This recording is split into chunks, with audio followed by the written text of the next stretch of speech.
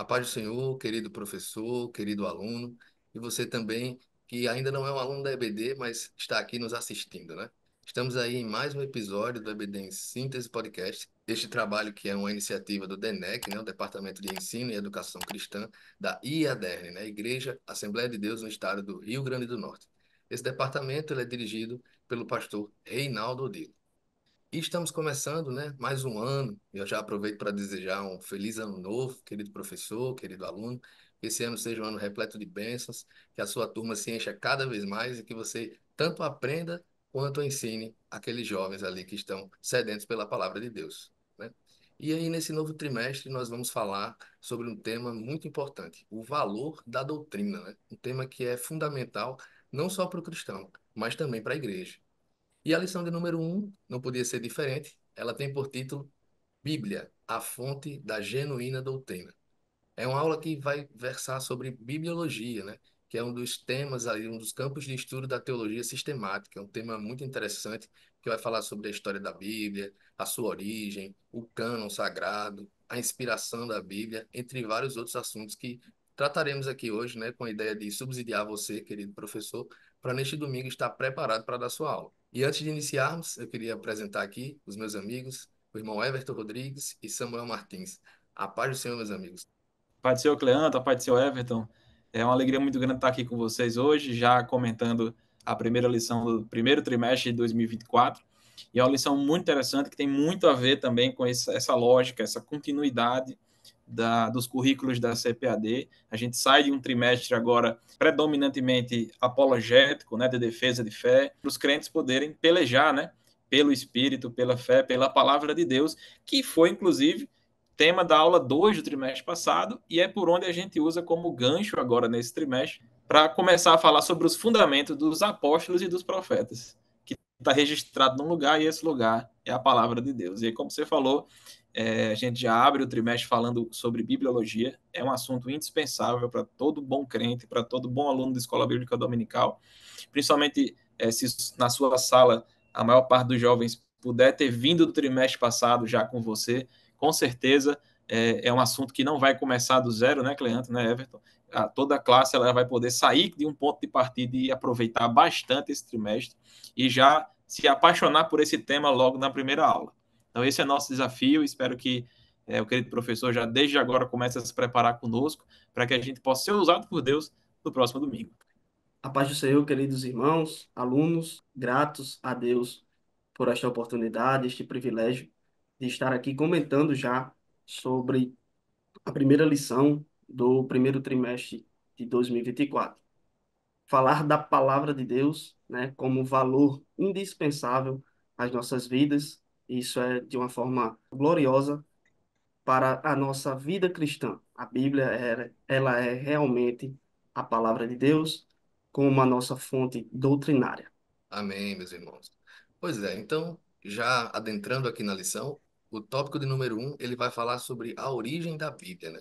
E a Bíblia, como nós conhecemos hoje, ela é um compêndio de livros, né? Que foram ali agrupados, formando o único volume que é a nossa Bíblia Sagrada. E aí é interessante que é um dos livros mais antigos do mundo, mas em contrapartida é o mais lido, vendido e traduzido até hoje, né? Então, não podia ser diferente um livro ali que foi todo inspirado por Deus, um livro que não contém a palavra de Deus, mas é a palavra de Deus, né? Então ele surge, onde surgiu a Bíblia Sagrada? Ela surgiu lá no Oriente, mas ela teve a força de influenciar todo o mundo moderno, o Ocidente. Ela é o livro aí que mais influenciou a humanidade, né? E logo por isso você já percebe que não é um livro qualquer. Não estamos falando de um livro de história, não estamos falando de um livro ali de ficção científica, mas da Bíblia Sagrada, né? E aí, durante o ministério de Cristo, as escrituras do Antigo Testamento, elas eram conhecidas de forma genérica como lei, os escritos e os profetas. Aí vieram, então, as escrituras dos apóstolos, igualmente inspiradas pelo Espírito Santo, e aí chega-se à questão de como denominar os testamentos, né? Antigo Testamento, Novo Testamento.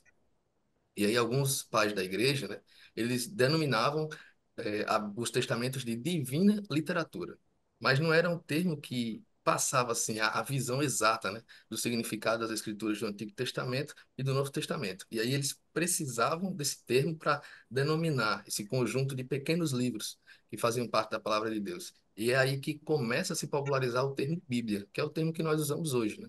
Ele é originário do grego, né? A palavra Bíblia ela é o plural de biblion, que significa livros ou coleção de pequenos livros. E os gregos chamavam assim os rolos, né? Onde eles ali escreviam as suas obras, fazendo referência ao centro produtor desse material, que era a cidade de Bíblios. Também no Antigo Testamento era chamada de Gebal, essa cidade, né? Fica ali localizada na costa mediterrânea, onde fica hoje a região do Líbano. Então, esse termo Bíblia, ele se popularizou desde a época de João Crisóstomo e Jerônimo, lá no século IV, né? Que os livros do Antigo Testamento e do Novo, então, passam a ser universalmente conhecidos como Bíblia, né? Na qual os judeus e os cristãos se baseiam, né? Tem a sua ali, sua fé baseada nesse livro, sendo os judeus somente ao Antigo Testamento e nós cristãos tanto ao Novo quanto ao Velho Testamento. E aí chegamos então ao cânon sagrado, né? O que que é o cânon sagrado?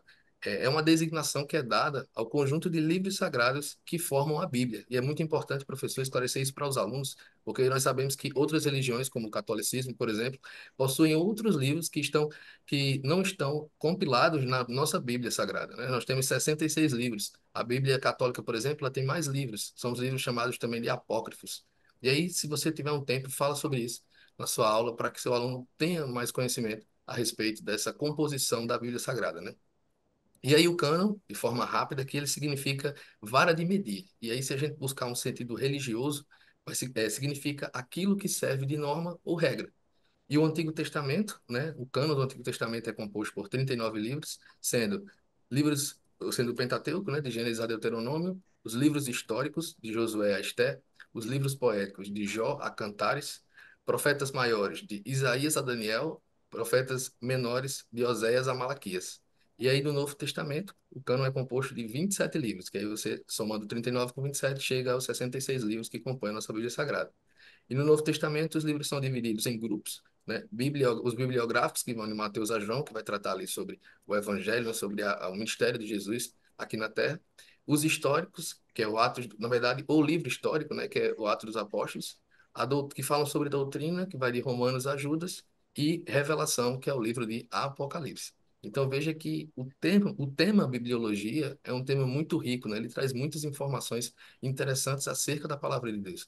Então, querido professor, dedique um tempo a explorar e conhecer essas informações que vão subsidiar você para que você, quando for ministrar a aula, tenha segurança para falar de todos esses assuntos tão importantes, né? E despertar também o desejo do seu aluno de conhecer cada vez mais a palavra de Deus.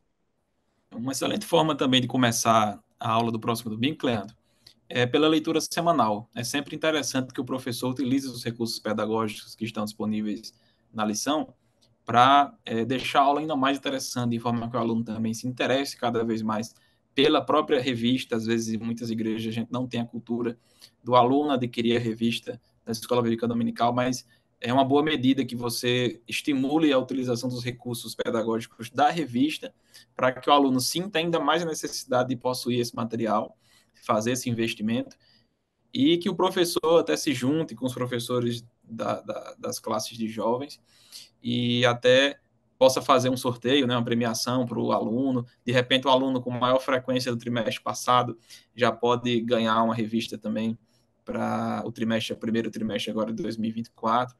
Então, muitas formas da gente conseguir estimular ainda mais a aquisição desse material, que é também um estímulo à leitura, um estímulo ao estudo da teologia, que é muito bem-vindo, é de excelente medida para as nossas salas de aulas em todo o Brasil. E na leitura semanal é muito bom também as referências que são dadas aqui, fala sobre a inspiração do Espírito Santo, a preciosidade que é a palavra de Deus, essa palavra também que testifica de Jesus, né, também é importante para comprovar a divindade de Cristo como Filho de Deus.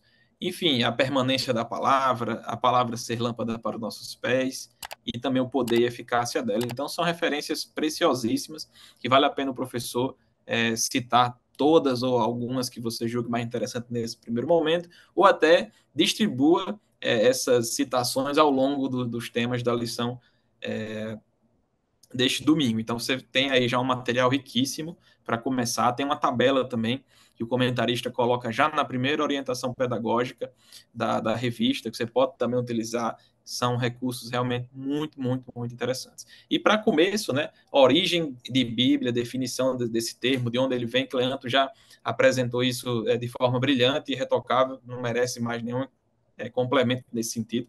E eu estava ouvindo aqui Cleanto falando e pensando até assim, olha, e por que um livro, né? Por que Deus se revela, completa a sua revelação através de um livro? Eu já até parei estudando a respeito disso trimestre passado mesmo, para dar a aula 2 da revista trimestre passado, que era sobre a fé para crer que a Bíblia é o livro de Deus.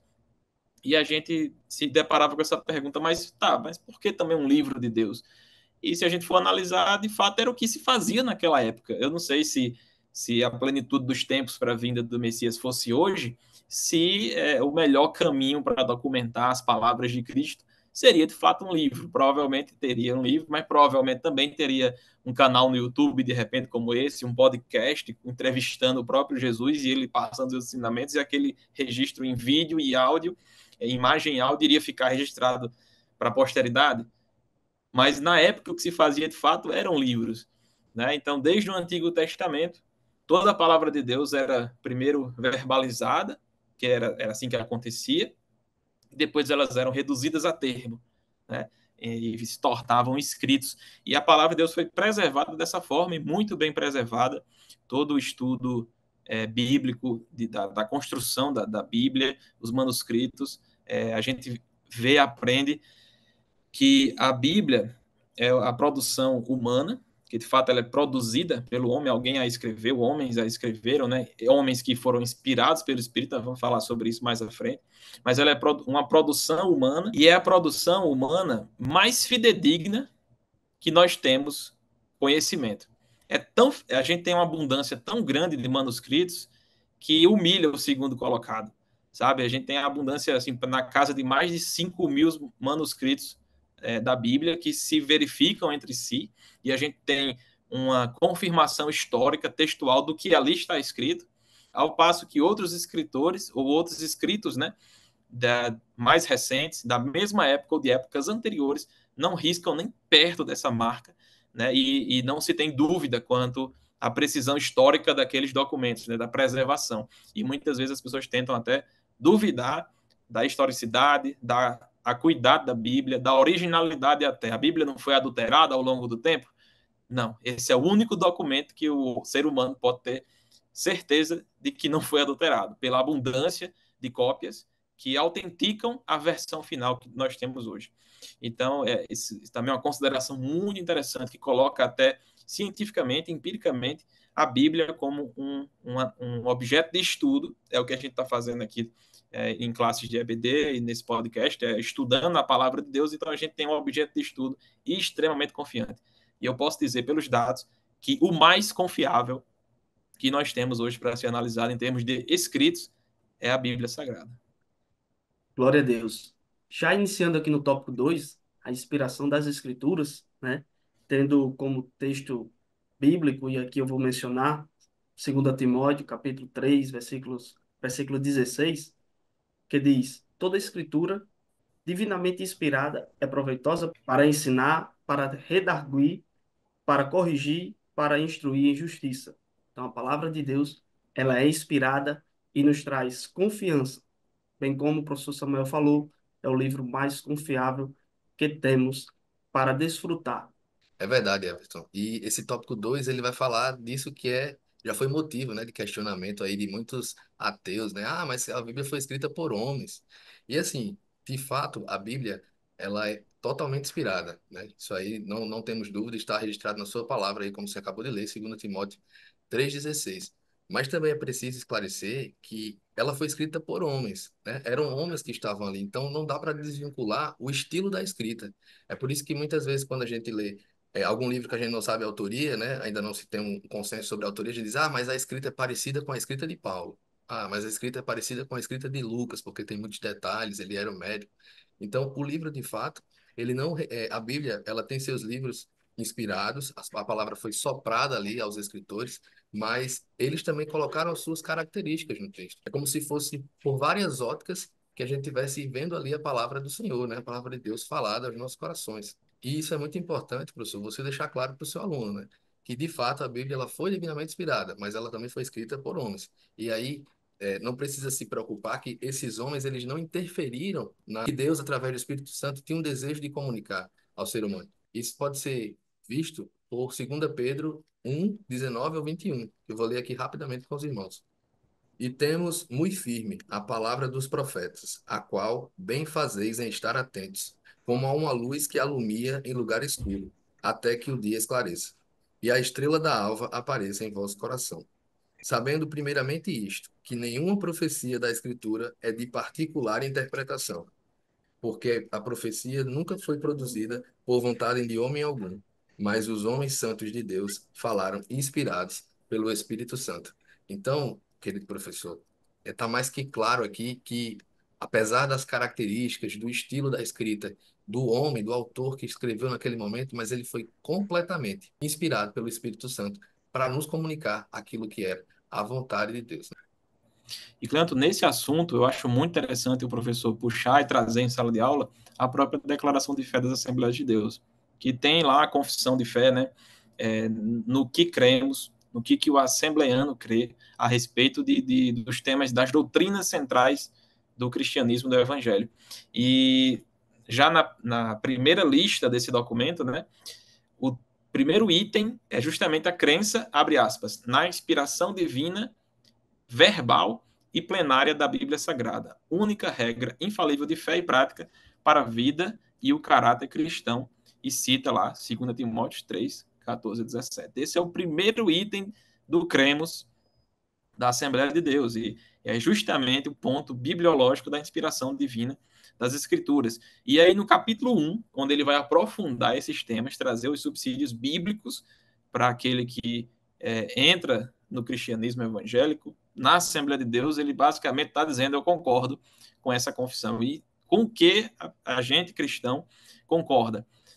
Nesse tópico 1, sobre as Sagradas Escrituras, onde ele vai expandir esses argumentos a respeito da própria palavra de Deus, já no finalzinho da primeira página, ele diz assim, abre aspas, Deus soprou nos escritores sagrados. Olha só a palavra que ele utiliza, soprou. E essa é uma definição muito boa, Cleanto usou, a declaração de fé usa, e nós devemos usar também. O Espírito, Deus sopra nos escritores sagrados, os quais viveram numa região e numa época da história e cuja cultura influenciou na composição do texto, obviamente, o que o Cleanto falou.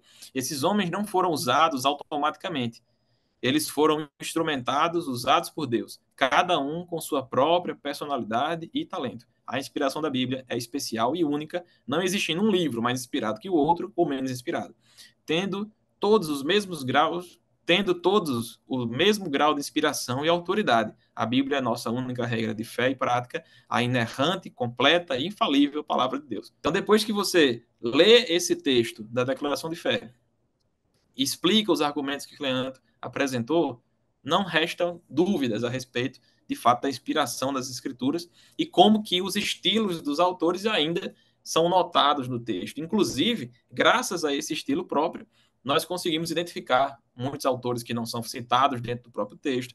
A gente consegue também confirmar a veracidade bíblica diante da diversidade de autores que entre si não se excluem, mas antes concordam. Então, num próprio mesmo elemento de julgamento, por exemplo, quando testemunhas distintas confirmam a mesma história, o que é que você tem? Uma história verdadeira. E quando você tem uma série de testemunhas, né, de oculares, outras de ouvir dizer, testemunhas indiretas, portanto, que não se conflitam, mas todas as suas histórias, e nesse caso, as suas doutrinas e ensinamentos a respeito de Cristo e para a igreja, se completam, se perfectibilizam uma diante da outra em sequência, você vê ainda mais prova dessa inspiração única. São diversos autores, mas que emanam de uma mesma fonte, né, que recebem esse sopro do Espírito Santo, vem da parte de Deus. E a gente tem ao longo da declaração de fé, não vou ler aqui, mas você não se poupe dessa leitura, leia, você já vai encontrar muita coisa que nós já falamos por aqui, como a estrutura da Bíblia, a classificação dos livros da Bíblia, o propósito das Escrituras, Você vai também achar o poder da palavra de Deus, um texto também sobre os livros apócrifos e pseudo-apócrifos. É importante demais, professor, que você, antes de começar a aula, leia tudo isso para ir preparado e poder responder com firmeza, com base, com solidez, com tudo que for lhe perguntado. No tópico 6, por exemplo, do capítulo 1, ele fala sobre a mensagem da Bíblia propriamente. E aí encerra o capítulo. Então você já vê aqui, num próprio documento produzido de assembleanos para assembleanos, você já tem basicamente o conteúdo ali todo mastigado e compilado, com certeza bíblica, né, com a cidade bíblica, para você levar em sala de aula. Então fica aqui minha dica de leitura externa, Declaração de Fé das Assembleias de Deus, é indispensável para a preparação da aula e para você apresentar aos seus alunos também, para ele conhecer esse material maravilhoso. Amém, professor Samuel. Então, já caminhando aqui para o tópico 3, né, o último tópico da lição, ele vai falar sobre a Bíblia como fonte de doutrina, né? E aí, se nós analisarmos a partir da própria definição de doutrina, né, que é ensinar, instruir, educar, ou ainda também o conjunto de princípios, né, que formam ali a base do sistema religioso, como o próprio autor escreveu na lição, eu acho interessante que Deus ele escreve a sua palavra justamente para se apresentar ao homem e mostrar ali o seu plano de redenção, né? Podemos ver isso claramente em toda a Escritura, né? A sua própria criação, ela revela esse Deus e os seus atributos. E aqui eu separei alguns versículos para ler, mostrando essa vontade, né, de Deus, esse propósito de Deus de se comunicar com o ser humano e assim apresentar a ele a sua doutrina, né? Podemos ler aqui Romanos, capítulo 1, versículo 20, que vai dizer o seguinte: porque as suas coisas invisíveis, desde a criação do mundo, tanto o seu eterno poder como a sua divindade, se entendem e claramente se veem pelas coisas que estão criadas, para que eles fiquem inexcusáveis. E aí, Deus falando diretamente ao homem. A gente pode ver isso lá em Gênesis capítulo 12, versículo 1. Ora, o Senhor disse a Abraão, veja que ele fala diretamente aqui com Abraão: sai-te da tua terra e da tua parentela e da casa de teu pai, para a terra que eu te mostrarei.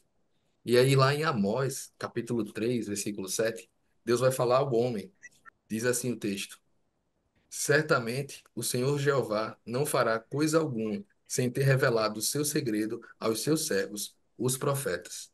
Então, a Bíblia, se a gente pudesse resumir o seu objetivo, ela é o resultado do desejo de Deus de sempre se comunicar com o homem, né? O homem que ele criou, mostrando ali a ele o caminho correto a seguir, e a sua vontade para nós. E, de fato, isso é a doutrina, é Deus nos ensinando a doutrina que está ali inserida na sua palavra, que foi divinamente inspirada pelo Espírito Santo, aqueles autores, para que nós pudéssemos conhecê-lo e, a partir disso, poder seguir uma caminhada, né, uma trajetória até o dia da sua volta para morar com ele eternamente no céu, né? Então, a palavra de Deus é essa doutrina. Amém, meus irmãos? Amém, Cleandro, perfeito. Sim. Eu até vou me escorar novamente aqui, né? Me apoiar novamente na declaração de fé. No último ponto do capítulo 1, sobre as Sagradas Escrituras, ele tem sobre a mensagem, e ele conclui dizendo que a Bíblia, portanto, como o Cleandro falou, é a mensagem clara, objetiva, entendível, completa e amorosa de Deus. Cada adjetivo desse é muito importante. Você pode explodir cada um desses conteúdos em sala de aula e passar uma semana falando sobre cada um desses tópicos. É É a verdade. mensagem clara, objetiva, entendível, completa e amorosa de Deus, cujo alvo principal é, pela persuasão do Espírito Santo, levar-nos à redenção em Jesus Cristo. Esse é o objetivo das Escrituras, é nos conduzir, com o auxílio do Espírito Santo, persuadidos por ele, à redenção que só encontramos em Cristo. Então, eu acho uma síntese muito interessante de se utilizar, principalmente em nosso contexto assembleiano, nos apoiarmos na nossa declaração de fé. É muito importante a gente reforçar essa sala de aula e estimular os alunos também a acessar esse conteúdo a partir da declaração de fé. E é um entendimento que ele é construído não por raciocínios teológicos construídos a partir de interpretações pessoais. Ele é um texto muito claro e objetivo também, fundamentado em passagens bíblicas. Esse é o fundamento da declaração de fé. Inclusive, para cada excerto desse que eu vou lendo, embaixo ele já vem com uma nota de rodapé vastíssima, com diversas referências bíblicas. Dentro do próprio texto já traz citações diretas. Então, é um entendimento que é teológico, mas ele não é construído apenas com teologias humanas na frente. Ele advém diretamente de interpretação literal, direta e simples, e objetiva, sem muito arrudeio. É aquilo que está posto na palavra de Deus. Então, isso é sintetizado, transmitido para nós de forma ainda mais clara, para que não haja dúvida. De fato, a Bíblia é a palavra de Deus, ela é clara, ela é objetiva, ela é completamente entendível, portanto, também é completa, não deixa dúvidas do que devemos crer e como devemos crer, e também ela revela esse amor de Deus, que Deus, em seu infinito amor, entrega a Bíblia, nos persuade, através do Espírito Santo, a encontrarmos a redenção que há em Cristo Jesus. Então, é um sistema perfeito, a Bíblia é perfeita, maravilhosa. Se fosse para os humanos inventarem, não chegaria perto do que nós temos hoje. Então, também, mesmo que a gente pudesse conjecturar que a Bíblia foi resultado da imaginação humana, nem todos os roteiristas do mundo juntos fariam uma história tão perfeita, tão alinhada quanto a Bíblia, e uma história única, onde o plano da redenção também é único, a gente não encontra em outras religiões, a gente não encontra em nada disso parecido em outros locais. A gente pode até encontrar eventos que são narrados na Bíblia em outras culturas, por exemplo, o dilúvio. Tem uma cultura não sei aonde que relatou um dilúvio também, tá vendo? A Bíblia é copiada. Não, amado, é porque o dilúvio foi mundial, então todo mundo podia escrever sobre o dilúvio, e assim sucessivamente. Mas o modelo de cristianismo, esse Deus que se faz homem para resgatar uma humanidade caída, isso aí é inédito, isso aí só na Bíblia, de fato, é só mesmo a revelação de Deus aos homens santos que foram inspirados a produzir esse texto, que consegue realmente alcançar esse conhecimento, porque é revelado diretamente de Deus. Então, meus amados, até já encaminhando para minhas considerações finais, eu quero apenas deixar Hebreus capítulo 1, versículo 1, que diz: havendo Deus antigamente falado muitas vezes, de muitas maneiras, aos pais, como? Pelos profetas, a nós falou-nos nestes últimos dias pelo Filho, a quem constituiu o herdeiro de tudo, por quem também fez o mundo. Então, o argumento do escritor aos Hebreus é o argumento que eu quero deixar para finalizar a aula de hoje. Deus, há muito tempo atrás, falou pelos profetas, isso está registrado também no Antigo Testamento, e mais recentemente, na época do escrito aos Hebreus, pelo Filho, diretamente. O argumento que ele está trazendo é: aquilo que os profetas falavam, finalmente aconteceu. Deus agora fala diretamente pelo Filho, sem mais intermédio, e se coloca na posição de intermediário, de grande sumo sacerdote. É assim também que o escritor aos Hebreus classifica esse ofício de Jesus Cristo. Ele não é só o sumo sacerdote, ele é o grande sumo sacerdote. Ele é o sacerdote dos sacerdotes, sacerdote por excelência, que conecta o homem a Deus de maneira perfeita, definitiva, sem necessidade de qualquer outro complemento. E onde é que está essa doutrina? Onde é que está esse ensinamento desse grande sumo sacerdote? Como é que eu faço para acessar esse trono de graça que esse grande sumo sacerdote me permite acessar? Está nas Escrituras. É ali que as palavras do Filho foram traduzidas, foram preservadas, foi através das Sagradas Escrituras. E é em cima dessa vivência com o próprio Mestre e das palavras que ele eternizou, é que também os apóstolos, que têm a missão de lançar fundamentos sobre a igreja, também registram suas doutrinas, que seriam também eternas, devido à sua inspiração divina também. Porque se fosse produzida apenas por eles, ainda não seriam dignas de tanto crédito como nós temos hoje com relação às Sagradas Escrituras. Porque nós entendemos que esses apóstolos não deixaram meros esboços de pregação ou relatos históricos.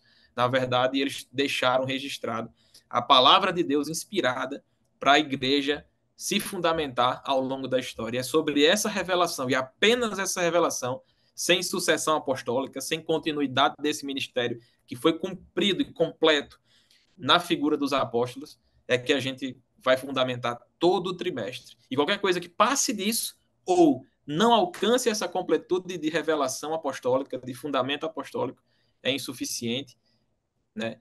Se for a menos, e excedente, é heresia pura, também não serve para a igreja. Então, essa é a nossa defesa ao longo de todo o trimestre. Eu espero que o professor também consiga transmitir esse entendimento, e desejo toda sorte de bênçãos para todos os professores que estão nos assistindo, ao meu amigo Cleanto, ao meu amigo Everton, que o Senhor possa continuar abrilhantando o conhecimento de vocês e fazendo vocês ainda mais perseverantes nesse trabalho, na continuidade desse trabalho, que é o EBD em Síntese Podcast. Então, Deus abençoe a todos. Encerro aqui a minha participação com muita gratidão a Deus e aos amados que estão aqui nos acompanhando e assistindo. Muito bem colocado pelo professor Samuel, como também pelo professor Cleanto, né? Então, meus irmãos, a própria Bíblia, ela dá testemunho da natureza divina. Como está escrito, vou citar aqui um versículo bíblico, que está escrito em 2 Samuel, capítulo 23, no versículos 1 e 2, que diz: Estas são as últimas palavras de Davi. Diz Davi, filho de Jessé, e diz o homem que foi levantado em altura, o ungido de Deus, de Jacó, e o suave em salmos de Israel. O Espírito do Senhor falou por mim, e a sua palavra esteve em minha boca. Então, queridos, a palavra de Deus, ela tem a sua natureza divina. Ela nos ensina, nos doutrina, em características assembleanas, seguimos plenamente, fielmente a palavra de Deus. Também me direciono às considerações finais. Grato a Deus por esta participação em comentar nesse podcast da EBD em Síntese sobre a primeira aula do primeiro trimestre de 2024. Queria deixar uma ressalva bíblica, né, que fala: a inspirada palavra de Deus é a expressão da sabedoria e do caráter de Deus e pode, portanto, transmitir sabedoria e vida espiritual através da fé em Cristo. Então, se nos alimentarmos dia após dia da palavra de Deus, seremos mais fortes espiritualmente, seremos mais crentes e ela nos fortificará cada vez mais para enfrentar as adversidades da vida. Deus abençoe, professor Samuel, professor Cleanto, grato a Deus em participar. Aos amados irmãos que estão conosco até agora, que Deus nos abençoe. Amém, meus amigos. De fato, essa lição é uma lição muito abençoada e com muito conteúdo, né? O professor ele vai ter um trabalho aí para organizar tanta coisa para falar em 40, 50 minutos ali de aula, né? E aqui, já para finalizar o nosso podcast de hoje, eu queria trazer como consideração final uma dica pedagógica, né? Uma dica que é, na verdade, uma pegadinha que você vai fazer só para acordar o seu aluno ali que chega no domingo de manhã cedo. E aí é você chegar para ele, eu já fiz isso numa aula acho que ano passado, que fala, também tinha um pouco de biologia, e eu fiz essa brincadeira. É você chegar na sala, falar um pouco sobre a aula, a lição e tudo, e aí na hora da leitura da palavra, ao invés de você ler o texto que está na lição, né, o texto base da lição, você vai colocar um livro apócrifo, um livro que não faz parte do nosso cânon sagrado. E vai pedir para ele abrir e vai dizer, vamos ler agora, por exemplo, Macabeus, capítulo 3 versículo 25. Aí você espera a atitude dos irmãos, porque aí você vai perceber que aquele irmão, aquela irmã que não tem muita familiaridade com a Bíblia, ela vai ficar procurando. E aí você espera. Ela procurando, procurando, e as pessoas que já têm essa familiaridade já sabem que aquele livro não está na Bíblia.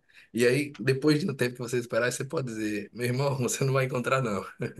Isso aí foi só um teste para ver quem estava afiado na leitura da palavra. E aí você evidencia a importância de consumirmos essa palavra que o Senhor inspirou os seus escritores para falar conosco, para se apresentar a nós, né?